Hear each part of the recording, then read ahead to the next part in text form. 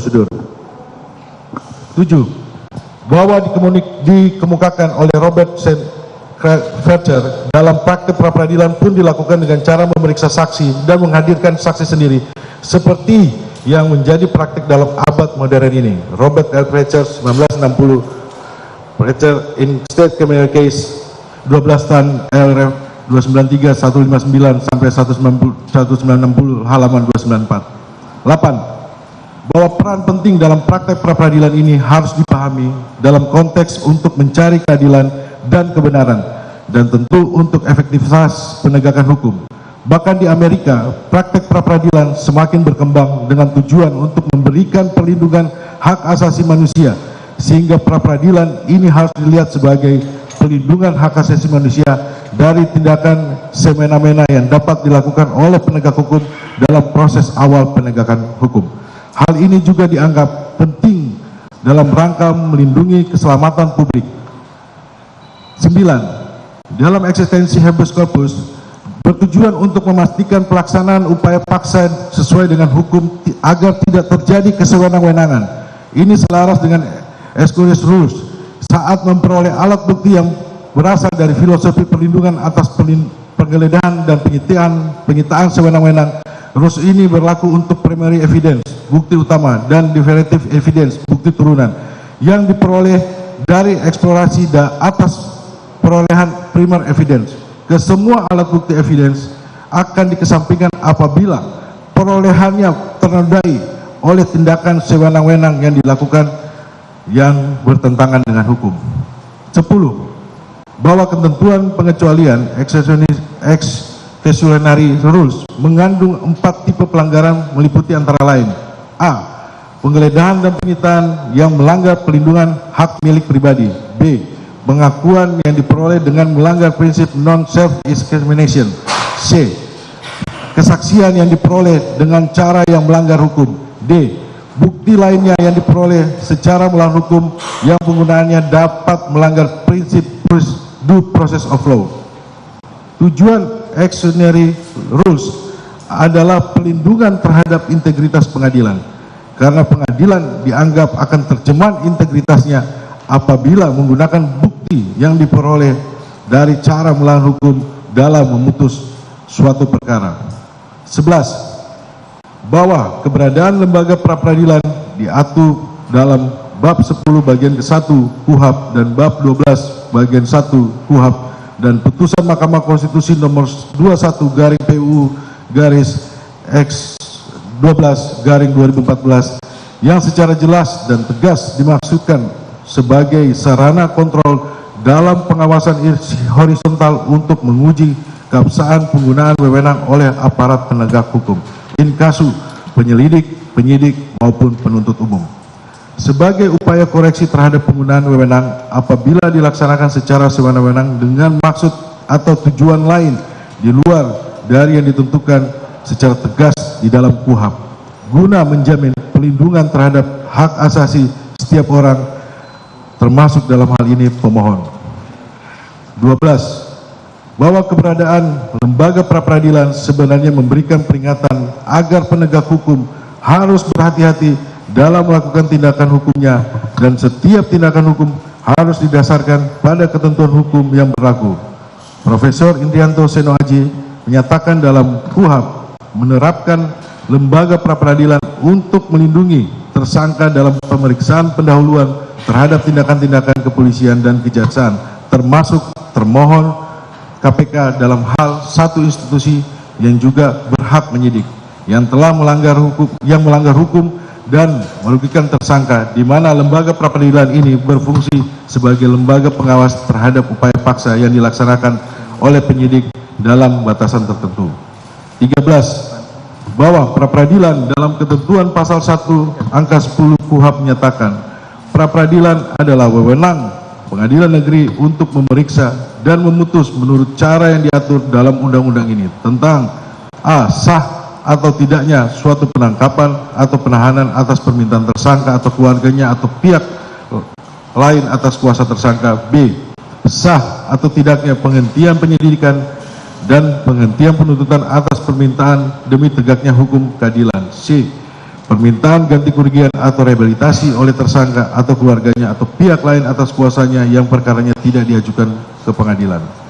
14. Bahwa tujuan pra-peradilan sebagaimana dijelaskan dalam pasal 80 KUHP menyatakan pasal ini bermaksud untuk menegakkan hukum keadilan dan kebenaran melalui sarana pengawasan secara horizontal. Artinya esensi dari pra-peradilan adalah untuk mengawasi tindakan upaya paksa yang dilakukan oleh penyidik atau penuntut umum terhadap tersangka benar-benar dilaksanakan sesuai dengan ketentuan peraturan perundang-undangan, dilakukan secara profesional, tidak sewenang-wenang, dan bukan tindakan yang bertentangan dengan hukum sebagaimana diatur dalam KUHP atau peraturan perundang-undangan lainnya. 15. Bahwa melalui putusan Mahkamah Konstitusi Republik Indonesia nomor 21/PU 12/2014 tanggal 28 April 2015 dalam amar putusannya telah menegaskan pada poin 11.13 pasal 77 huruf A Undang-Undang nomor 8 tahun 1981 tentang hukum acara pidana, Lembaran Negara Republik Indonesia tahun 1981 nomor 76, tambahan Lembaran Negara Republik Indonesia nomor 3209 bertentangan dengan Undang-Undang Dasar Negara Republik Indonesia tahun 1945 sepanjang tidak dimaknai termasuk penetapan tersangka, penggeledahan dan penyitaan. Poin 1.14. Pasal 77 huruf A Undang-Undang 8 tahun 1981 tentang hukum acara pidana, Lembaran Negara Republik Indonesia tahun 1981 nomor 76, tambahan Lembaran Negara Republik Indonesia nomor 3209 tidak mempunyai kekuatan hukum mengikat sepanjang tidak dimaknai termasuk penetapan tersangka, penggeledahan dan penyitaan. 16. Bahwa Komisi Pemberantasan Tindak Pidana Korupsi adalah lembaga yang menangani perkara tindak pidana dalam menjalankan tugas dan wewenang harus sesuai dengan asas sebagai berikut: A. Kepastian hukum, B. Keterbukaan, C. Akuntabilitas, D. Kepentingan umum, E. Proporsionalitas, dan F. Penghormatan terhadap hak asasi manusia. Sebagaimana diatur dalam pasal 5 Undang-Undang nomor 19 tahun 2019 tentang perubahan kedua atas Undang-Undang nomor 30 tahun 2002 tentang Komisi Pemberantasan Tindak Pidana Korupsi, selanjutnya disebut Undang-Undang KPK. 17. Bahwa tindakan termohon untuk menentukan seseorang sebagai tersangka merupakan salah satu proses dari sistem penegakan hukum pidana sebagaimana dimaksud dalam KUHP. Oleh karenanya proses tersebut haruslah diikuti dan dijalankan dengan prosedur yang benar sebagaimana diatur dan ditentukan di dalam KUHP atau perundangan-undangan yang berlaku. Artinya, setiap proses yang akan ditempuh haruslah dijalankan secara benar dan tepat sehingga asas kepastian hukum dapat terjaga dengan baik dan pada gilirannya hak asasi yang akan dilindungi tetap dapat dipertahankan. Apabila prosedur yang harus diikuti untuk mencapai proses tersebut, penetapan tersangka tidak dipenuhi, maka sudah proses tersebut menjadi cacat dan haruslah dikoreksi atau dibatalkan. 18. Bahwa tindakan termohon dalam menerbitkan 2 surat perintah penyidikan dugaan tindak pidana korupsi, memberi hadiah atau janji, dan tindak pidana merintangi penyidikan yang dituduhkan kepada pemohon secara sekaligus dengan orang yang sama dalam 2 peristiwa yang berbeda tidak dapat dibenarkan dalam proses penegakan hukum. Oleh karenanya proses tersebut haruslah diikuti dan dijalankan dengan prosedur yang benar sebagaimana diatur dan ditentukan dalam KUHP atau perundang-undangan yang berlaku, sehingga penetapan status seorang sebagai tersangka in casu pemohon yang tidak dilakukan berdasarkan hukum atau tidak sah jelas memberikan hak hukum bagi seseorang untuk melakukan upaya hukum berupa koreksi dan atau pengujian terhadap keabsahan melalui lembaga peradilan. Angka Romawi 2. Fakta hukum alasan permohonan pra-peradilan. Pertama, 1.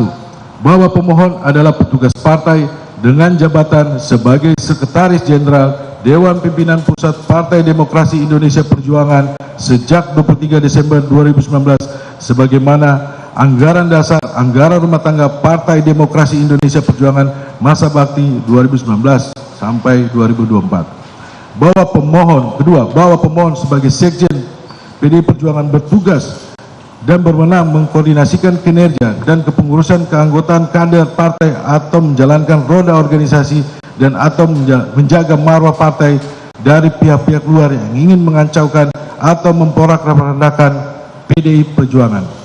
Ketiga, bahwa terhadap tuduhan dugaan tindak pidana yang disangkakan oleh termohon kepada pemohon adalah berkaitan dengan penetapan Harun Masiku sebagai calon legislatif. Proses atau mekanisme dari penetapan calon legislatif tersebut telah sesuai dengan putusan Mahkamah Agung nomor 57.P/HUM/2019 yang mengabulkan permohonan uji materi terhadap pasal 54 ayat 5 huruf K dan I, pasal 55 ayat 3 peraturan KPU nomor 3 tahun 2019 tentang pemungutan dan penghitungan suara dalam pemilihan umum dan pasal 292 huruf A peraturan KPU nomor 4 2019 tentang rekapitulasi hasil perhitungan perolehan suara dan penetapan hasil pemilihan umum yang pada pokoknya menyatakan suara caleg yang meninggal dunia kewenangannya diserahkan kepada partai untuk diberikan kepada caleg yang dinilai terbaik. DPP PDI Perjuangan telah mengajukan permohonan fatwa terhadap putusan MA/RI nomor 57.P/HUM/2019 pada tanggal 13 September 2019 yang ditandatangani oleh pemohon, sehingga dalam kedudukan ini pemohon sebagai Sekretaris Jenderal DPP PDI Perjuangan yang melaksanakan tugas partai untuk melaksanakan eksekusi terhadap putusan dan fatwa Mahkamah Agung RI Akuo. 4. Bahwa pemohon telah ditetapkan tersangka oleh termohon dalam 2 kasus sekaligus atas dugaan suap kepada Komisioner KPU periode 2017-2022 Wahyu Setiawan dan perintangan penyidikan kasus mantan caleg PDI Perjuangan Harun Masiku. Dapat dilihat di www.cnnindonesia.com, dianggap dibacakan. Penetapan tersangka atas diri pemohon oleh termohon dilatar belakangi dugaan pemohon yang melakukan tindak pidana korupsi diantaranya: A. Dugaan tindak pidana korupsi secara bersama-sama dengan Harun Masiku dan kawan-kawan berupa pemberian suatu hadiah atau janji kepada Wahyu Setiawan selaku anggota Komisi Pemilihan Umum Republik Indonesia periode 2017-2022 bersama-sama dengan Agustiani Tio F terkait penetapan anggota DPR RI tahun 2019-2024 sebagaimana dimaksud pasal 5 ayat 1 huruf A atau pasal 5 ayat 1 huruf B atau pasal 13 Undang-Undang nomor 31 tahun 1999 sebagaimana telah dirubah dengan Undang-Undang nomor 20 tahun 2021, dianggap dibacakan. B. Dugaan tindak pidana korupsi yang dilakukan bersama kawan-kawan berupa perbuatan dengan sengaja mencegah, merintangi atau menggagalkan secara langsung atau tidak langsung penyidikan perkara tindak pidana korupsi terkait penetapan anggota DPR RI terpilih tahun 2019-2024 yang dilakukan oleh Harun Masiku bersama-sama dengan Saiful Bahri, memberi hadiah atau janji kepada pegawai negeri atau penyelenggara negara yaitu Wahyu Setiawan selaku anggota Komisi Pemilihan Umum RI tahun 2017-2022 bersama dengan Agustiani Tioho sebagaimana dimaksud dalam pasal 21 Undang-Undang nomor 31 tahun 99 sebagaimana telah diubah dengan Undang-Undang nomor 20 tahun 2021 tentang perubahan atas Undang-Undang nomor 31 tahun 99 pemberantasan tindak pidana korupsi Jungto pasal 55 ayat 1 ke 1 KUH pidana. Kelima, bahwa penetapan termohon atas penetapan tersangka pemohon dengan konstruksi yang disampaikan oleh termohon kepada media pada tanggal 24 Desember 2024. Dalam perkara ini sebelumnya KPK telah menetapkan 4 orang sebagai tersangka yaitu HM dan SB selaku pemberi suap serta BS dan ATF selaku penerima suap. Selanjutnya pada proses penyidikan berkas perkara dan upaya penelusuran daftar pencarian orang atau DPO HM, KPK menemukan adanya bukti keterlibatan HK dan DTI selaku orang kepercayaan HK. Tersangka HK diduga HM, SB, dan DTI melakukan penyuapan terhadap WS dan ATF. HK diduga mengatur dan mengendalikan DTI untuk aktif mengambil dan mengantarkan uang suap diserahkan kepada WS dan ATF. Selanjutnya dianggap dibacakan. 6. Bahwa keputusan penetapan tersangka oleh termohon oleh diri pemohon melalui surat pemberitahuan dimulai penyidikan yang menyebut pemohon sebagai tersangka ternyata telah terlebih dahulu bocor ke media massa pada saat umat Kristiani menjelang merayakan hari Natal. Kebocoran sprindik penetapan tersangka tersebut menjadi bola salju pemberitaan yang membesar. Pemberitaan ini bahkan mengalahkan besarnya pemberitaan hari raya Natal yang agung dan memberikan suasana damai, sebab mengakibatkan terganggunya pemohon saat merayakan hari Natal bersama keluarga. Pesan Natal yang pada hakikatnya membawa perdamaian justru merubah menjadi kegaduhan publik yang tercermin dari pernyataan Uskup Agung Jakarta Ignatius yang menyatakan kasus korupsi belakangan dijadikan alat untuk menjegal orang demi kepentingan tertentu. 7. Bahwa penetapan pemohon sebagai tersangka oleh termohon patut diduga sebagai proses atas kritik keras pemohon dalam situasi yang ada dan sebaran spanduk yang menyerang ketua umum sebagai pemohon. Menariknya, pasca penetapan pemohon sebagai tersangka oleh termohon, hiruk pikuk respon masyarakat menjadi hilang dan teralihkan.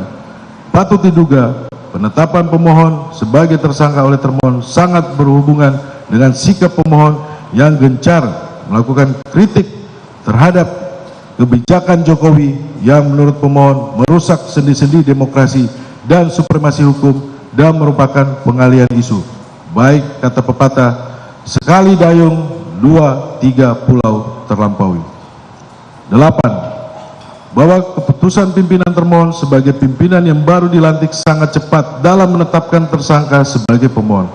Karena pimpinan KPK 2024-2029 baru diserah terimakan pada tanggal 20 Desember 2024. Dapat dibaca di www.kpk.go.id.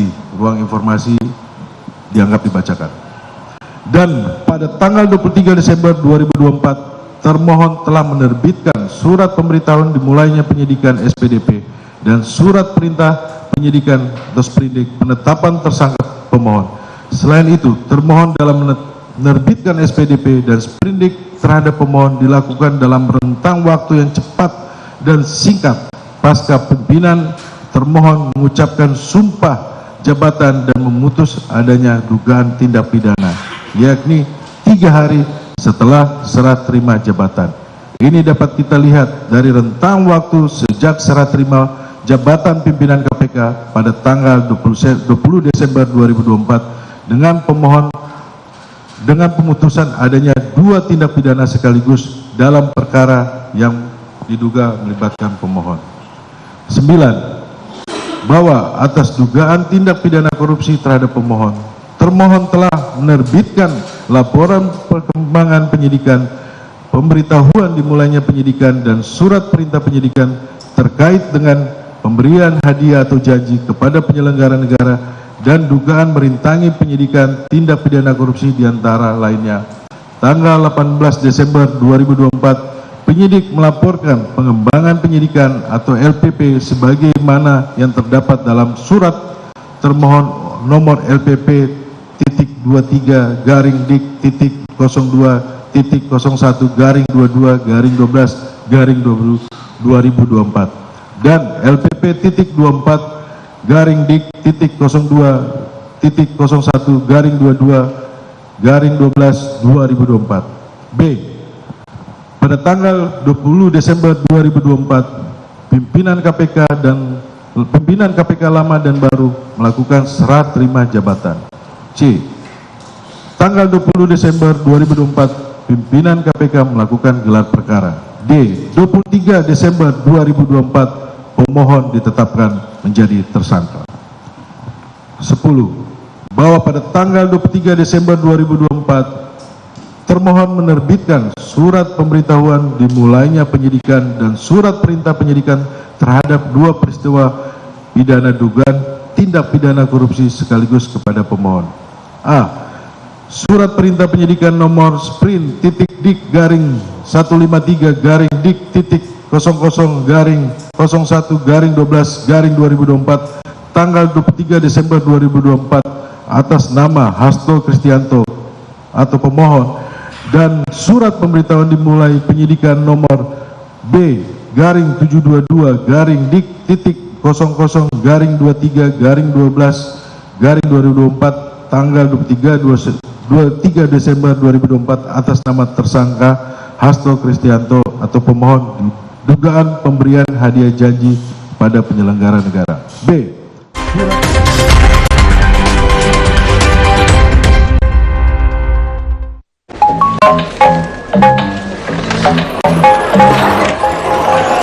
Easy. Find a pet-friendly Italian restaurant with outdoor seating nearby and text it to Luca.